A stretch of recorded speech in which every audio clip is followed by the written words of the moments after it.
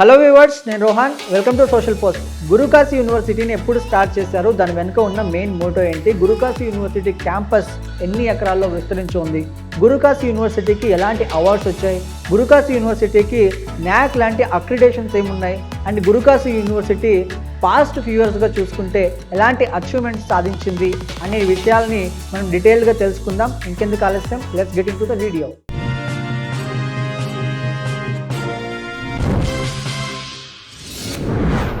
నమస్తే భవన్ రెడ్డి గారు. నమస్తే అండి. అసలు గురుకాశీ యూనివర్సిటీని ఎప్పుడు స్టార్ట్ చేశారు, దీని వెనుకున్న మెయిన్ మోటో ఏంటండి? మనకి గుర్లాబ్ సింగ్ సిద్ధు గారండి 1998లో he is from an agriculture family. పంజాబ్లో ఒక అగ్రికల్చర్ ఫ్యామిలీకి బిలాంగ్ అవుతారు వీళ్ళు. వాళ్ళ బ్రదర్ సుఖ్రాత్ సింగ్ సిద్ధు గారు వాళ్ళ ఫ్యామిలీతో కలిసి వాళ్ళకున్న ఆలోచనతో 1998లో ఒక చిన్న ఐటీఐ అండ్ పాలిటెక్నిక్ కాలేజ్ లాగా స్టార్ట్ చేశారు బఠిండా, పంజాబ్లో. ఆ రోజు నుంచి ఒక్కొక్క స్టెప్ డెవలప్మెంట్ అవుతూ వచ్చి ఇవాళ చూసుకున్నట్టయితే అది ఒక పెద్ద ప్రాంగణం, ఒక మహా ఉద్యమంలా దాన్ని ముందుకు తీసుకొని వెళ్తున్నారు ఇన్ని సంవత్సరాలు. గురుకాశీ యూనివర్సిటీ క్యాంపస్ ఎన్ని ఎకరాల్లో ఉంటుందండి? మొత్తం ఎంత ఉంటుంది? ఇది ఒక main campus Gurukashi Balaji educational trust అన్నదైతే ఒక పెద్ద సామ్రాజ్యం అండి.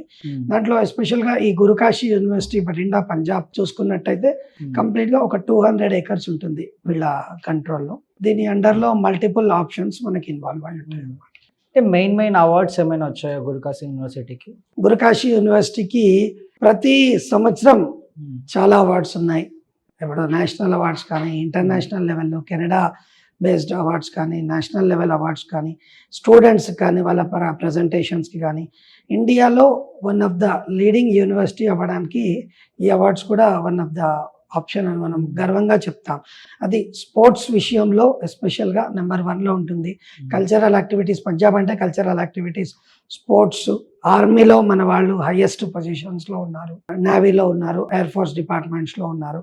ప్రతి ఒక్క దాంట్లో కూడా, ప్రతి ఒక్క స్ట్రీమ్లో కూడా హైయెస్ట్ అవార్డ్స్ ఉన్న one of the best university Gurukashi. Gurukashi యూనివర్సిటీకి యూజీసీ, ఎన్ఏఏసీ లాంటి అక్రిడేషన్స్ ఉన్నాయండి? మనం ఎన్నో వందల యూనివర్సిటీలు చూస్తున్నాం ఈరోజు మార్కెట్లో.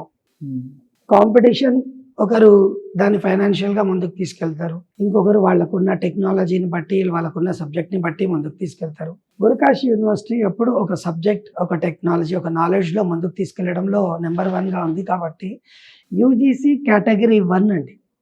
ఒక ర్యాంకింగ్ వైజ్ చూసుకుంటే ఇండియాలో అతి తక్కువ యూనివర్సిటీస్ కేటగిరీ 1లో ఉంటాయి. ఒక విధంగా కంపేర్ చేసుకుంటే ఐఐటి ఈక్వల్ గ్రేడ్లో వస్తుంది. యూజీసీ కేటగిరీ 1 పొజిషన్లో ఉంది Guru Kashi university.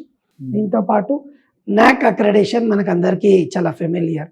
NAC B grade అంటారు, సి గ్రేడ్ అంటే పట్టించుకోరు, B grade, B+, B++. NAAC A grade one of the best status, A+ దాన్ని మించండి. దాంట్లో కూడా హైయెస్ట్ అంటే న్యాక్ A++.